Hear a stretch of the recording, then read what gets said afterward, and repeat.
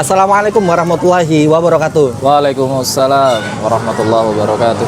Kembali lagi bersama kami di podcast Kawan Imanmu. Kali ini agak berbeda dan spesial karena hostnya kali ini ganti ya. Oh iya.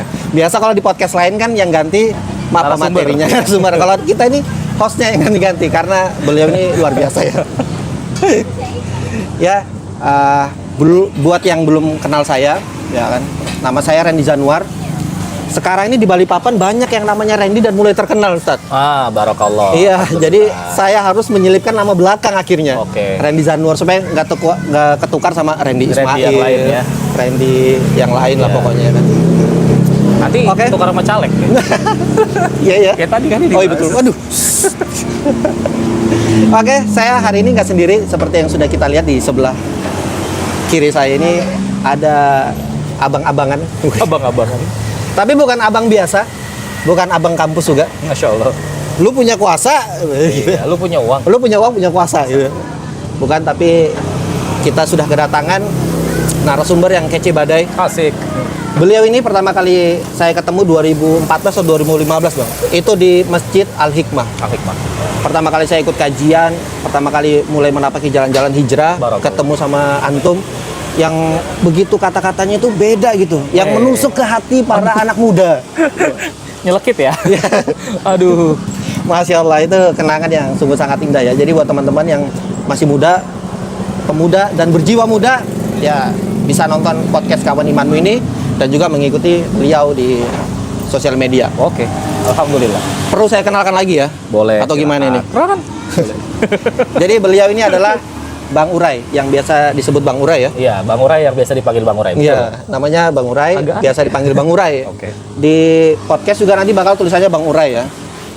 Beliau ini juga sudah aktif malang melintang di dunia perdakwahan di Balikpapan.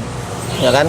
Sudah banyak asbab hidayah Allah datang kepada anak-anak muda Amin. khususnya melalui lisan beliau ini. Amin, amin. Nanti kalian bakal tahulah ketika ikutin beliau ini kata-katanya itu berbobot, berbebet dan berbibit. Asik. Mau nikah ya? Iya. Ya itu ya perkenalan buat Bang Urai. Hari ini kita bakal bahas sesuatu yang lagi panas ini, Bang Urai. Oktober 2023. Betul, Oktober 2023 ini lagi panas banget. Yaitu penyerangan atau apa ya? Atau badai Al-Aqsa ya. Badai Al-Aqsa. Badai Al-Aqsa. 7 Oktober dunia digemparkan dengan mengirimkan 4.000 sampai 5.000 rudal Ya. yang dikirimkan oleh Hamas ke area pemukiman ilegal Israel. Udah kena take down nih. Gitu ya. Gak apa, Jadi kita mainan sebenarnya- lebih jurang malah. Iya. Jadi sebenarnya ilegal yang itu Bang menurut saya, ya kan? oke. Nah, jadi sejak 7 Oktober itu dan sekarang ada serangan-serangan dari Israel itu sendiri, akhirnya dunia saat ini termasuk Indonesia dan Balikpapan itu memanas. Terjadi perang tidak hanya di medan perang, tapi juga di media sosial, informasi dan banyak terjadi misleading. Ya. Ya kan, yang hari ini kita itu pengen Bang podcast kita kali ini membahas apa sih yang sebenarnya terjadi. Oke. Ya kan, apa sih yang sebenarnya terjadi dan tidak sebatas itu saja. Tapi kita sebagai anak muda, sebagai kaum muslim, ini apa sih yang perlu dan harus kita lakukan, Bang? Oke. Ya kan? Aksi nyata, tindakan nyata. Apakah kita hanya cukup berdiam diri, berbela sungkawa, atau yang lagi rame sekarang mengutuk, Bang? Mengutuk. Iya kan, banyak pejabat-pejabat kita mengutuk ya. Mengecam keras. Mengecam keras ya kan. Ya walaupun pintu-pintu masuk ke sana ditutup. Baru dibuka. Oh, baru dibuka ya? Apa dibuka? Alhamdulillah. Mesir. Di Mesir dibuka, jadi Buka. bantuan kita udah bisa masuk. Sebagian Nah, sudah bisa masuk, alhamdulillah. sekarang kita ini Bang. Jadi sebenarnya apa sih Bang yang sekarang ini terjadi di Palestina itu? Baik. Kalau ditanya apa yang sebenarnya terjadi, jawaban sederhananya adalah rangkaian peristiwa panjang sejak tahun 1947. 1947. Oh, sudah lama banget ya. Lama sebenarnya. Jadi 2 tahun setelah Indonesia merdeka itu. ini yang perlu saya luruskan. Hmm. Menurut para ahli, Palestina adalah satu-satunya negara yang belum pernah merdeka. Palestina? Ya. Hmm. Palestina itu bangsa. Oh, bangsa dia. Negara sama bangsa beda ya. Oh, beda ya? Beda. Negara itu kan badan hukum. Ya, institusi betul. hukum. Syarat negara itu adalah satu, dia punya wilayah, dua, dia punya rakyat, tiga, dia punya struktur kepemimpinan, dan yang keempat, dia punya hukum yang menaungi. Itu negara tadi.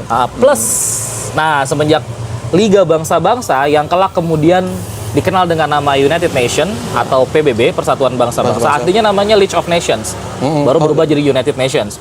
Semenjak ini berdiri, ada syarat satu lagi untuk kemerdekaan negara. Apa itu? Pengakuan dari adanya PBB. pengakuan ya. Oh. Nah, yang repot di PBB ini kan katanya sih demokrasi ya. Katanya, ya. Tapi punya hak veto. Kata siapa? Demokrasi aja macam apa ya punya hak veto? Jadi ada khusus yang diberikan Iya. kepada negara-negara tertentu ya? Pada 5 pendiri ya, sekarang jadi Dewan Keamanan, Oh gitu. USA, Gorosei dia. ya Gorosei, ya, pemerintah dunia. pas 5 ya? Iya, pas 5. Kok pas banget ya? Wow. Jadi Konspirasi USA, USSR, sekarang jadi Rusia, kemudian Cina, ya Republik Rakyat Cina, kemudian Prancis dan Inggris, Great Britain. 5. Ini Dewan Keamanan sekaligus pemegang hak veto. Mau 100 negara setuju, salah satu dari 5 ini bilang batal. Oh gitu. Jadi dari dulu Palestina itu mengajukan kemerdekaan dan selalu dibatalkan. Sama, satu di antara mereka satu di antara 5 5 ya? ini. Walaupun saya nggak perlu sebut yang mana, paling pasti kalian tahu lah yang Iya. mana. Sahabat dekatnya. Iya, Kita iya. bicara sejarah ya, kita Iya, bicara betul. sejarah, kita bicara data. Jadi 1916 awal mulanya ada akhir perang dunia pertama. Itu ada yang namanya perjanjian Sykes-Picot. Sykes-Picot. PSYKES PYCOTT. Wah, nggak susah ya. Nanti Sykes-Picot. ada subtitlenya lah di sini lah ya. Nanti Sama caption saya. tolong pusing yang ngedit nanti, biarin aja. Makanya dia langsung posting kemarin kenaikan gaji Oh, gitu. editor. Curahan hati ya. Dia. Waduh. Nah, di Sykes-Picot itu awalnya wilayah Syam. Nah, wilayah Syam ini kan cukup luas. Ya. Awalnya wilayah Syam itu mau dibagi untuk 3 negara. Inggris, Prancis, dan Uni Soviet Oh. awalnya. Tapi kemudian di Uni Soviet terjadi yang namanya revolusi Bolshevik. Revolusi Bolshevik pecah internal. Akhirnya Uni Soviet pecah menjadi, ya kan artinya USSR, Uni Soviet Sosialis Republik. Pecah. Jadi Rusia, Yugoslavia, Kroasia, iya, Cekoslovakia, iya sama tan. Wah, Uzbekistan, Kazakhstan, nah itu ya, jadi pecah. Itu revolusi Bolshevik. Akhirnya Uni Soviet mundur dari pembagian wilayah Syam. Syam dibagi untuk 2 negara. Perancis sama Inggris tadi ya? Prancis sama Inggris dipecah 4. Oh, dipecah 4 sama mereka berdua Jadi ini. 2 negara, Suriah dan Libanon diambil Prancis, Yordania dan Palestina dijajah oleh Inggris. Yang 3 udah merdeka. 3 udah merdeka, Udah, diakui ya. tinggal Palestina. Tinggal Palestina. Nah, itu. Kenapa itu? Kenapa mereka tidak mengakui kemerdekaan dari Palestina? Kalau pertanyaan begitu, saya suruh tanya ke Dewan Keamanan PBB kali ya. Oh, Kalau itu ditanya juga. kenapa nggak ngerti. Ada nomornya, Bang? Oh, nggak ada. Sudah di follow belum? Jadi tahun 1946 atau 47 tuh, selesai Perang Dunia Kedua. Heeh. Datanglah serombongan, ada berapa kapal, 1 atau 2 kapal ya, dari Austria. Ini orang-orang Yahudi dari camp Auschwitz, camp penyiksaan Nazi Heeh. di Austria. Ya pakai spanduk itu. Jerman sudah menghancurkan kami, tolong kalian Oh, karena memang pada dasarnya Nazi itu mengincar mereka ya. mengincar sebenarnya. mereka. Om Jadi, Kumis Kotak itu emang benci Kumis Kotak sekali ya? sama beliau, Oh, iya. sama beliau itu. Om Kumis Kotak. Om Kumis Kotak, OKK. OKK ya. Jadi OKK ini memang pada dasarnya mereka mengincar dan memburu Iya. ya, melakukan genosida. Betul, melakukan genosida kepada mereka. Pada mereka harusnya. OKK gitu ya. ini waktu itu jadi OKG dia. OKG ya. OKG ya. Jadi luar biasa. Dan itu ingat kalimat yang sangat terkenal. Saya bisa hancurkan semua Yahudi, tapi saya sengaja saya sisakan dan kalian akan tahu nanti kenapa. Wah, itu legend banget Legend ya. banget kalimat itu ya. Akhirnya kita tahu nih kenapa ini tersisa ini. Waduh. Nah, Yahudi Austria itu kalau dari beberapa yang saya pelajari itu nggak sama dengan Yahudinya Israel dalam tanda kutip ya. Kan Israel itu untuk orang-orang yang sebagian yang nggak tahu atau belum tahu atau tahu, biasanya mengatakan Israel itu kan dipuji dalam Al-Quran. Ya Bani Israel. Itu Iya. sebenarnya Bahkan orang ada Islam. salah satu nabi yang julukannya Israel kan? Israel. Nah, memang diambil dari situ. Oh, di situ. Kenapa disebut Bani Israel? Karena memang anak-anak dari seorang nabi yang berjulukan Israel. Namanya Yakub alaihissalam. Ya. Anak dari Ishak alaihissalam, keturunan Ibrahim alaihissalam. Dari zaman 12 anaknya, salah satu namanya Yahuda. ya diikutin akhirnya keturunannya disebut Yahudi, keturunannya dari Yahuda tadi disebut Yahudi. Yang terkenal itu pasti Yusuf sama Bunyamin lah. Ya, anak terakhir ya dari 11-12 ya. Iya. Nah itu kan orang Syam tuh, mereka orang Syam. Kemudian sempat pindah ke Mesir. Sempat pindah ke Mesir. Nabi Yusuf jadi raja. Ya betul. Ya kan? Pada saat dibuang ke sumur, akhirnya dia jadi budak. Singkat Jadi cerita Nabi Yusuf sampai- itu jadi budak, kemudian jadi narapidana di penjara, jadi menteri, terus jadi raja. Wah, itu Nah, hebat ya, perjalanan keren ya. Keren. Tapi ada di tempat lain, Nah. menterinya di penjara, rajanya budak. Waduh, Nah itu. gitu ya. Nanti diedit aja tolong ya. Perjalanan hidup orang ya. luar Iya, biasa. enggak mana yang tahu kan. Betul. Ya kan? Ada yang dari bawah ke atas, ada yang dari atas. Loncat, terjun bebas dia. Nah, kembali. Ya, oke. Kita kembali ke apa tadi? Jadi Austria beda sudah beda kasus dengan Yahudi yang ada atau Israel yang ada di zaman nabi-nabi dulu. Sudah beda kasus. Sudah beda ya. Ya, karena dulu ini aslinya orang Syam, ini orang Austria, dia udah beda. Bahkan dalam riwayat disebutkan Yahudi itu adalah bangsa yang berkali-kali kalah perang. Yahudi. Ya, nanti setelah Nabi Yusuf wafat, mereka jadi budaknya Firaun. Diajak nyebrang sama Nabi Musa, nanti karena nggak berani berjihad, nggak bisa masuk lagi ke Syam, dikutuk 40 tahun, terputar-putar di gurun Tih. Nggak bisa masuk. Ya, nggak bisa masuk. Kemudian nanti dibebaskan oleh muridnya Nabi Musa, namanya Yusha bin Nun. Yusha bin Nun, orang yang menemani Nabi Musa ketika mendatangi Khidir, yang ngomong itu ikannya jatuh. Nah, itu namanya Yusha bin Nun. Ikannya hidup lagi. Iya, itu kemudian berkuasa di sana, akhirnya bisa masuk ke Syam. Kemudian kalah dengan orang-orang dari wilayah Babylon yang nanti jadi budak terakhir di masanya Jalut. Oh iya. Akhirnya dibebaskan oleh Nabi Daud, Nabi Daud. Tolut dan Nabi Daud. Nah, kemasannya di masa Nabi Daud dan Nabi Sulaiman. Anaknya Nabi Sulaiman. Nanti turun lagi kualitasnya sampai ketika di masa Nabi Isa alaihissalam mereka juga dijajah oleh Romawi. Kepemimpinan Raja Herodes ketika itu. Berarti panjang sejarahnya Yahudi Panjang ini ya. banget. Dan itu bukan Yahudi yang Austria, sejauh yang saya paham. Ya. Tapi di Yahudi itu sebutannya masih Israel itu. Masih Israel. Ketika itu di Quran kan masih sebutannya Bani Israel. Oh, berarti Israel dan keturunannya berarti Iya, sampai bawah. nggak ada masalah. Nah, cuman setelah itu kan hilang tuh, nggak ada kabar tuh, putus pemberitaan. Nah, ketika itu kalau di zaman Nabi Muhammad SAW saja, ketika Nabi ke Madinah ada 4 suku Yahudi, Ya. Bani Nadir, Bani Khaybar, Bani Quraidah, Bani Qainuqa. Iya, betul. Dan dalam sejarah disebutkan yang kulit putih cuma Bani Khaybar, sisanya kulit hitam. Oh, gitu. Nah, artinya sudah pergeseran makna, bukan lagi keturunan tapi jadi agama. Wallahu a'lam bishawab ya. Nah, kemudian Yahudi itu banyak menyebar di Eropa, di Inggris, kemudian di Belanda. Salah satunya di Indonesia, terkenal waktu Belanda nyerang Salah Indonesia. satunya di Hungaria yang menulis buku Oh ya, benar. Der Judenstadt. Betul, Itu kan betul, awal betul. mula jadinya Israel ini kan. Betul. Theodor Herzl. Theodor Herzl Ya kan? itu kan kebangsaan Hungaria. Betul, artinya orang Hungaria kebangsaannya. Nah, kalau di Belanda itu juga termasuk kalau di salah satu buku Jejak Yahudi di Indonesia, itu disebutkan warna kesukaan orang Yahudi itu oranye. Oh gitu. Oranye. Sampai ada warna kesukaan ya? Lah iya, jadi warna memang warna ritual mereka. Ritualnya bukan ke Allah ya, Iya, iya. ritual. Maka tim nasional Belanda bajunya warna oranye gitu. Itu sampai dibahas sampai begitu. Sampai negeri oranye juga kan? Iya. Tulipnya tulip oranye di sana kan. Itu sampai sebegitunya. Nah, maka udah ada pergeseran nih Yahudi Eropa. Ini kan Hamas Israel, posisi Palestina ini kan posisinya antara Eropa, Arab dan Asia. Iya, Iya kan? pertengahan ya. Iya kan? Dan itu bahkan dia perbatasan sama Mesir, di dekat Afrika. Iya. Jadi nggak ada hubungan sama Hungaria, sama Austria, nggak ada hubungan sebenarnya. Kalau dilihat di peta kan di sini Palestina, atas sini Eropa kan ya, Iya. sini Asia, sini Afrika Iya ya. kan, emang strategis. Strategis sekali. Maksudnya strategis, apalagi di wilayah Gaza sama tepi barat itu kalau dijadikan tempat wisata luar biasa. Iya. Jadi salah satu ustadz yang pernah saya dengar penjelasannya waktu beliau baru pulang dari sana mengatakan memang kenapa Israel pengen banget ngebet banget menguasai semua wilayah karena memang secara topografi wilayah cocok buat bisnis. Cocok buat bisnis. Cocok Ya? buat bisnis. Dia nggak nyari minyak di situ, ya. Tapi untuk bisnis luar biasa di situ karena letaknya luar biasa bagus. Geografinya ya. Tata Ya, letak. itu secara umum lah ya tentang Palestina. Kemudian di di akhir 90-an itu mulai muncul gerakan yang namanya Hamas. Hamas dan Fatah. Nah, Fatah ini gayanya diplomasi. Kalau Hamas ini memang perang gayanya. Loh, berarti kan dari 1947 Israel mulai masuk. Iya. Sekarang sudah 1990.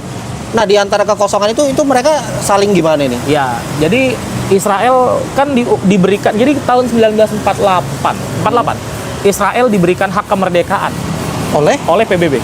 Oh gitu. Padahal dia numpang di Malah lahannya numpang. orang. Nah, yang punya lahan malah nggak dikasih. Malah nggak dikasih. Palestina berkali-kali sampai terakhir itu tahun 1980 sekian, itu berkali-kali ditolak. Ditolak sama Ajuan PBB. kemerdekaan. Ajukan kemerdekaan. Termasuk Fatah dengan gaya diplomasinya luar biasa. Kalau kita zaman anak 90-an tahu lah namanya Yasser Arafat. Ya, itu berkali-kali maju dan selalu ditolak. Ketolak terus ya Israel langsung. Sampai wafat tuh. Israel mendiami 1-2 tahun boleh bikin negara. Berarti teman-teman yang terjadi di Oktober 2023 ini bukan sesuatu yang terjadi begitu saja ya? Enggak dong. Yang tiba-tiba orang iseng ngebom gitu, bikin Iseng rudal. Ya kan? Kadang-kadang di antara kita, bahkan aku pernah Bang, ngobrol sama anak-anak muda zaman sekarang ya, yang kita menceritakan tentang Palestina, ketika tentang Syam, tentang Israel, mereka tuh nggak ada clue sama sekali. Bener-bener yang kayak, ada apa sih di sana? Gitu. Jadi kayak ketika terjadinya viral adanya pengeboman pada saat tanggal 7, kan secara konteks berita yang melakukan perlawanan duluan kan ya Hamas ya. Iya, betul. Otomatis berita yang disebar adalah Israel melakukan serangan balasan. Iya, betul. Padahal yang diceritakan dari Bang Uray barusan ini itu adalah sejarah yang sangat panjang ya. Panjang banget. Di belakang-belakangnya. Ya memang pada saat Oktober ini terlihat di berita bahwa 7 Oktober terjadi badai Al-Aqsa yang mengirimkan 4.000 sampai 5.000 rudal ke pemukiman Gaza. Dan memang Hamas pemukiman Israel Yahudi. Jadi memang Hamas ini unik ya. Hamas ini unik. Dia adalah tentara Islam yang tidak pernah belajar militer dari Amerika maupun Eropa. Jadi maka strateginya nggak bisa diprediksi. Oh, betul-betul. Ini nggak bisa diprediksi. Makanya bingung. Main blowingnya di sini ya. Main blowingnya di sini. Akhirnya mereka nggak bisa taktiknya begini nih paling ya kan. Bingung. Dan biasa ya kalau orang Amerika dan teman-temannya kan biasa menang itu perang terbuka. Ya. Open fire dia. Ya. Makanya Amerika waktu di Vietnam gagal total tuh. Karena gerilya Amerika mau masuk ke Afghanistan juga gagal total. Afghanistan itu sampai dibilang kuburannya negara-negara besar. Uni Soviet gagal, setelah jadi Rusia juga coba gagal. Amerika gagal. Ini luar biasa. Luar biasa ya. Jadi emang padang gurun itu memang wilayah khusus lah. Nggak semua yang bisa naklukkan. Kembali tadi masalah Hamas dengan Fatah. Jadi dengan diplomasi pun gagal. Setiap kali diplomasi, PBB memberikan wilayah yang lebih luas kepada Israel. Kalau dilihat dari petanya ya, dari tahun ke tahun, mungkin nanti petanya muncul di sini ya. Dimunculkan ya petanya dari tahun ke tahun. Kan petanya Palestina itu seperti mata pedang, cantik sekali. Begini ya. Iya, kayak mata pedang. Blade. Jadi pedang yang satu aja sisi tajamnya. Kalau orang bule kan sword, yang 2 sisi tajam. Ini blade. Ini blade. Jadi makin lama makin tipis. Tinggal West Bank, tepi barat hari ini sama Gaza. West Bank Wilayah sama Baitul Maqdis. Gaza ya. Iya. Jadi sekitar kalau saya lihat di berita itu kan sekitar 10% aja ya. Betul. Yang dari pembagian, bahkan yang pada saat pembagian secara tidak adil itu 1947 setahu saya 55% buat Israel. Makanya Sekarang udah 90%. iya, artinya kan ada penjajahan nih. Ya, betul. Jadi Palestina itu adalah bangsa yang tidak pernah merdeka, nggak sempat jadi negara. Nggak sempat jadi negara. Sempat jadi negara. Ditaklukkan Inggris, kemudian disusul oleh Israel. Berkali-kali mengajukan diri merdeka nggak bisa. Tapi luar biasanya kalau kita kaitkan sama Indonesia, siapa tahu ada yang berpikir untuk apa sih bahas Palestina, nggak ada urusan sama Indonesia. Maaf. 45 Indonesia merdeka, bangsa pertama yang mengakui dan mensupport kemerdekaan kita secara de facto adalah Palestina. Memang negara yang pertama kali ngakui adalah Mesir. Karena Mesir udah jadi negara waktu itu, Palestina belum. Itu pun kalau dilihat sejarahnya, Mesir itu baru diakui kemerdekaannya setelah membuka terusan Suez. Oh gitu, jadi ada timbal balik yang diinginkan ya. Pasti. Itulah, nggak tahu. Kalau saya pakai bahasa kasar, ya apakah memang fungsinya PBB untuk itu atau gimana? Nah itu, jadi akhirnya bertanya-tanya ya. Ketika kan Palestina bisa dikatakan mayoritas penduduknya Muslim. Walaupun pada dasarnya kan dunia mengakui bahwa di Palestina itu terdapat suatu situs legendaris gitu ya. Dari tiga agama ya. Tiga agama samawi. Yahudi, betul. Islam dan juga Kristen. Nasrani, Yes. ya kan? Dari Nasrani. Nah, sebenarnya pertanyaannya seperti yang Bang Uray sampaikan tadi. Kita ini bangsa Indonesia nih ya kan? Kesamaan kita ya sesama Muslim gitu. Betul. Kenapa sih itu kan masalahnya dia Bang, bukan negara kita. Kita kan ya apa ya, kita kan masih bisa sekolah ya dengan enak, kita masih bisa bermasyarakat, kita masih bisa nongkrong, terus ngapain pusing mikirin negara lain sih? Sementara Oke. kan kita udah dibagi-bagi nih, ini negara Indonesia, ini negara Malaysia, ini negara Arab, ini negara Palestina. Bahkan pernah melihat suatu postingan ya yang mengatakan bahwa lah, negara-negara di sekitar Palestina aja nggak peduli bang, ngapain jauh-jauh ke Indonesia, gitu kan? Baik. Ya logis lah ya. Ya. Kadang-kadang hal-hal seperti itu kadang-kadang keluar lah ya kan Ya. dari ya kita tahu lah ada beberapa orang yang memang pengetahuannya dari sosial media aja bang. Ya kan? Makanya kita kasih tahu deh sosial media nih. Baik.